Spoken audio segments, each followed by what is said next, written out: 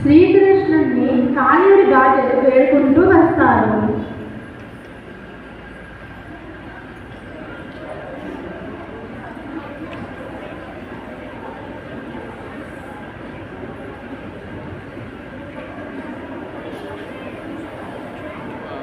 కృష్ణ, తప్పు నాదే. నాకు ఇంతటి ప్రమాదం ఎక్కడి నుంచి వచ్చిందో నాకు తెలుసు. కృష్ణ, కృష్ణ,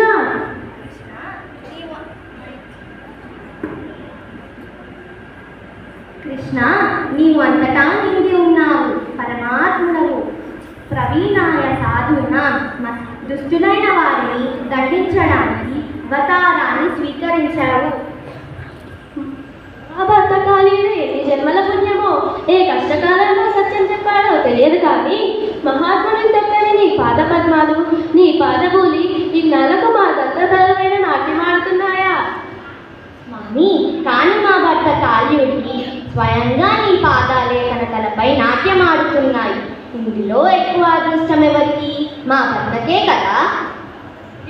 కృష్ణ, మా తల్లిదండ్రులు ఈ కాళీయుడు ఐశ్వర్యవంతుడని దీర్ఘాయుడని తనకిచ్చి పెళ్లి చేశారు. కానీ ఈనాడు స్వామి, ఆనాడు వాళ్ళు చేసిన పెళ్లి నిజంగా పెళ్లి కాదు. ఎందుకంటే నువ్వు అతనిని సంహరిస్తున్నావు కనుక. ఇప్పుడు నువ్వు అనాథనాథుడవు. ఇప్పుడు నువ్వు అతనిని కాపాడితే మాకు మళ్ళీ పసుపు కుంకాల నుంచి సౌభాగ్యాన్ని ప్రసాదించు. ఓ భక్తవారదా, మాకు ప్రతిభిక్ష పెట్టువయ్యా. కాళియా, ఇక్కడ పశుపక్షాలు సంచరిస్తాయి. వాటికి కనుక దాహం వేస్తే ఈ నీటినే తాగుతాయి. నీలాంటి వాడు ఈ నీటిలో ఉంటే నీరంతా విషపూరితంగా మారుతుంది. కాబట్టి నువ్వు రమణక ద్వీపానికి వెళ్ళు. నేను రమణక ద్వీపానికి వెళితే నన్ను గరుడు చంపేస్తారు. అలాంటిది అక్కడికి మీరు నేను ఎలా వెళ్ళాలి? నాకు తెలుసు నీ భయం. గరుడు నిన్ను ఏమీ చేయడు.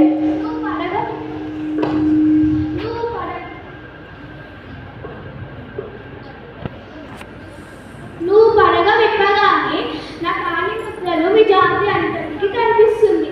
అది మీ జాతి అంతటికి వరము వాయిస్తున్నాను. అది చూసిన తర్వాత గరుడు నిన్ను ఏమీ చేయడు. కాబట్టి నువ్వు రమణక ద్వీపానికి ధైర్యంగా వెళ్ళు.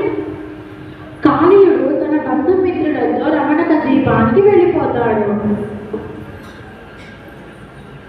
ఈ కాళీయ మధ్యలో ఉభయ సంధ్య వేళలలో ఎవరైతే వింటారో, చదువుతారో, చూస్తారో వారికి బాహ్యంగా విషపూరిత స్వభావం పోతుంది.